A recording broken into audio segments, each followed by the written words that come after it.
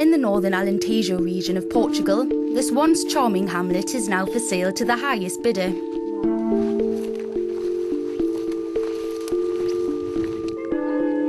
Francesca and her friend Marie Joana made their lives here in Pereiro. The crumbling village now stands as a mere reminder of happier times.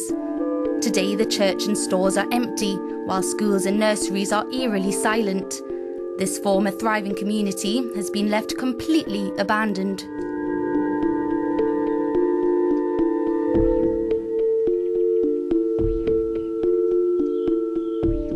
Many expect the village will be bought and transformed into a tourist resort. It's so sad I want to cry. We gave birth to our children here. That's why I hope the person who buys the village will fix the buildings. I hope the planned tourist resort investment will create jobs and employment for my children and for all the other young people around here. I would like to see the young people stay here, if there's employment for them. But if there's only unemployment, of course they should go abroad to find work elsewhere. I have 3 children and only my eldest son has stayed in the region. And even then he's had to travel to find work.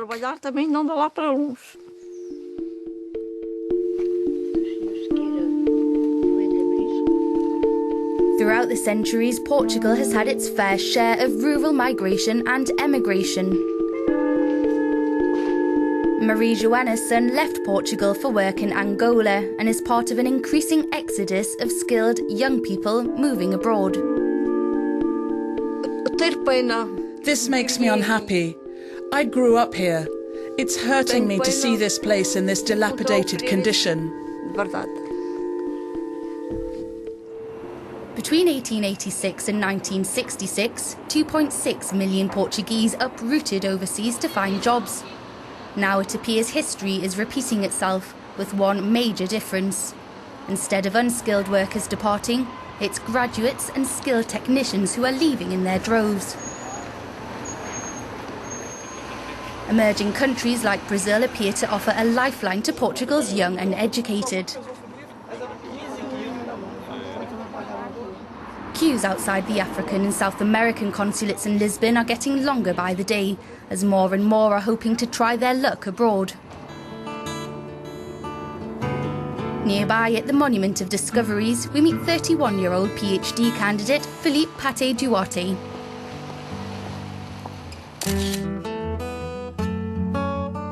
This tower has witnessed many voyages over the years. With Europe considered a has-been, journeys further afield are now on the up. Our young professional is tempted, but is yet to buy a ticket. Unfortunately, brain draining in Portugal, it's a fact. However, people really want to stay here. We still don't have the opportunities, and definitely we will be much more realized, professionally realized abroad. However, we still have that feeling, sort of an ethical feeling, to stay here in Portugal and do something for our country. With no language barrier, most Portuguese overseas migrants are heading to Brazil and Angola.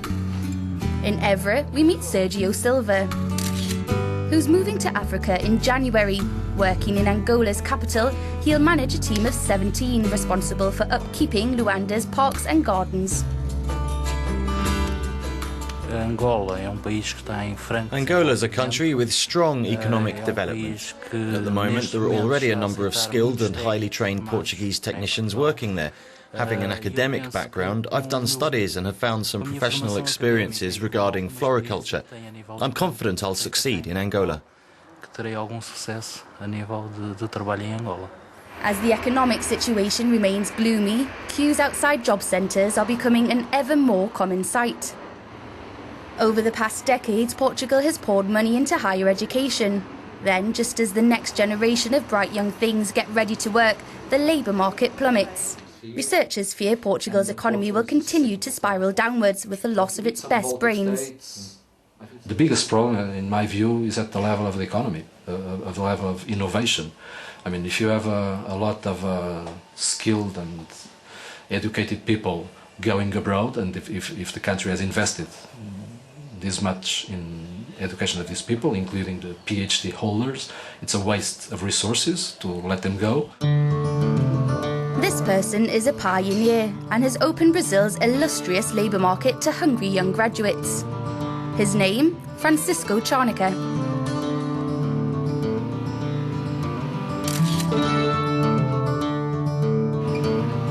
Working as a landscape architect, his artwork is well known on both sides of the Atlantic. We meet him in his Portuguese home village of Aruja.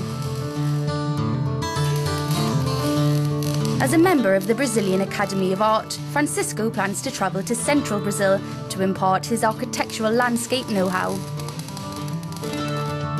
And to help him carry out his territory planning, natural engineering and sustainable urban development, Francisco plans to help employ thousands of homegrown Portuguese workers. Brazil is a land of opportunities. This new national study of landscape architecture is going to construct the country in a sustainable, organised way. And of course, it's also an opportunity for young Portuguese landscape architects who want to start a new adventure. The big difference between Europe and Brazil, and more generally speaking, all Latin America, is that in these countries you can still dream. You have the space to create something new. In Europe, everything's already been done. International headhunting is now a boom industry in Lisbon, with thousands desperate to make the jump to Brazil and Angola. As the brain drain continues, we asked what professions are most in demand. High qualified profiles, mostly technical engineers. For instance, civil engineers, mechanical, electrical.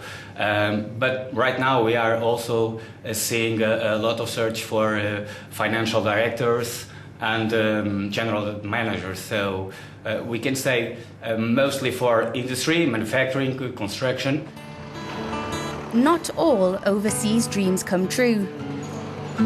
Fernando Castro migrated to Brazil in the mid-70s. After building up a small business, Brazil's currency turmoils and runaway inflation got too much, and in 1991 he headed back to Portugal. Today, with Europe in the throes of a financial crisis, Fernando sent his son to Brazil to complete his dental studies. So what advice does he have for the young, jobless Portuguese elite? If they have the opportunity to leave Portugal for a different country like Brazil, Angola or the US, I would advise them to leave and find other opportunities. There's no future in Portugal for young people.